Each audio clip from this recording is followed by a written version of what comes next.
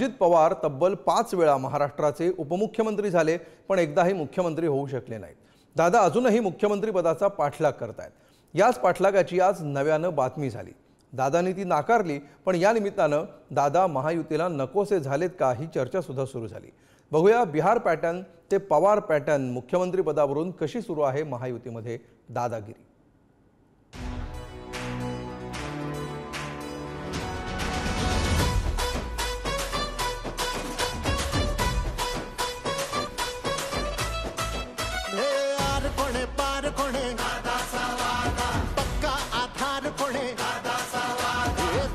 दादांचा वादा दादा महाराष्ट्राला सांगतायत, पण दादांना आणखी एका वाद्याची अधूनमधून आठवण होत राहते। हा वादा अर्थातच मुख्यमंत्री पदाच्या खुर्चीचा आहे। आता तो वादा दादांनी स्वतःला दिलाय की त्यांना सोबत घेणाऱ्यांनी त्यांना दिलाय हे ठाऊक नाही, पण या वाद्याचीही सध्या जोरदार चर्चा आहे। शहांच्या दौऱ्याच्या दुसऱ्याच दिवशी आलेल्या एका बातमीनं या चर्चेचा धुरळा राज्याच्या राजकारणात नव्यानं उडाला। अमित शहा यांच्यासोबत अजित पवार यांची विमानतळावर बैठक झाली। दादांनी या बैठकीत मला मुख्यमंत्री करा असा प्रस्ताव दिला। बिहार पॅटर्न प्रमाणे मला मुख्यमंत्री करा असा प्रस्ताव मांडण्यात आला। हे वृत्त एका वृत्तपत्रातून म्हणजे द हिंदूमधून प्रसिद्ध झालं आणि ही बातमी सर्वांसमोर आली। त्यानंतर या संपूर्ण बातमीची चर्चा जी आहे ती सकाळपासूनच सुरू झाली आणि याच्यानंतर अजित पवारांनी ही बातमी खोटी असल्याचं बोलत हे वृत्त फेटाळलं। कुठलंही दाव ठरलेलं नाही, मलाच आपलं ऐकायला मिळालं, वाचायला मिळालं, आमची त्याच्यातनं करमणूक झाली। बाकीची चर्चा होण्याचं कारणच नाही ना, जर नावच ठरलेली नाही। जी बातमी होती ती बातमी चुकीच्या पद्धतीनं पसरवली गेलेली होती, त्याच्यामुळे त्याच्यात पुन्हा पुन्हा चर्चा करण्याचं कारण नाही।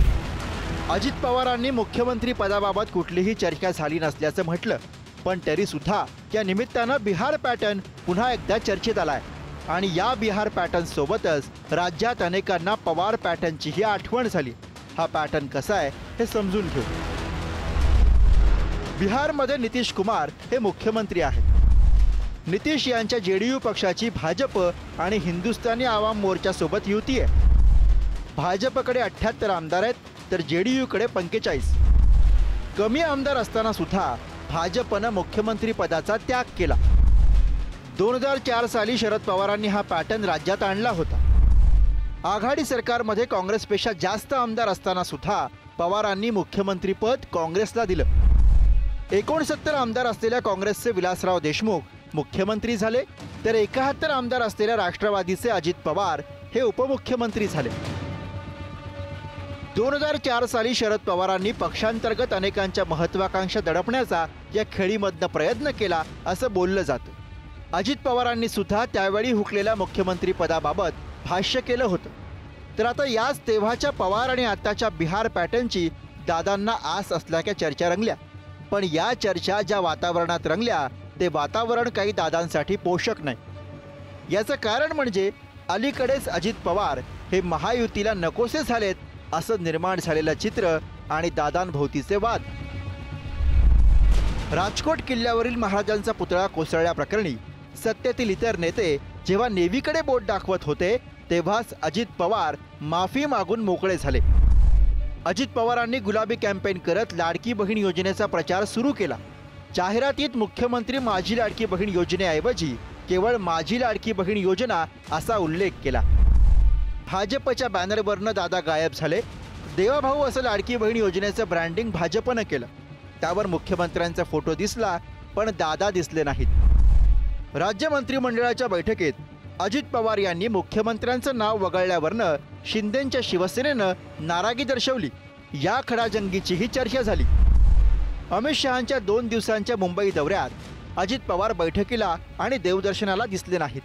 अखेर विमानतळावरील महायुती नेत्यांच्या बैठकीला अजितदादा पोहोचले।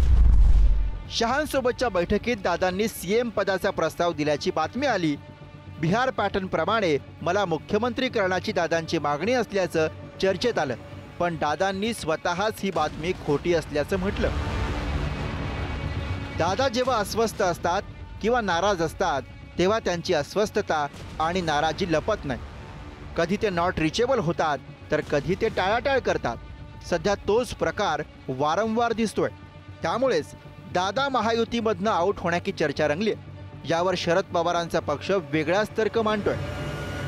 मला वाटत नाही की ते अशी मागणी करतील आणि त्यांची अशी मागणी करण्याची पोझिशन आहे असं मला वाटत नाही. त्यामुळे ही बातमी अशी वरवरची असेल. मोठा पक्ष भारतीय जनता पक्ष आहे. तिथं भारतीय जनता पक्षातल्या अनेकांना मुख्यमंत्री व्हायचं आहे.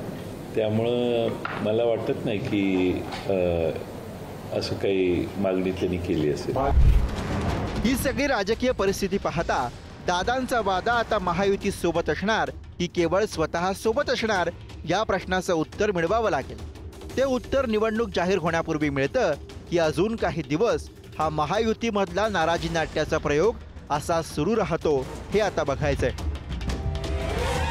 अजय मानेसह गुरुप्रसाद जाधव, ब्युरो रिपोर्ट, पुढारी न्यूज.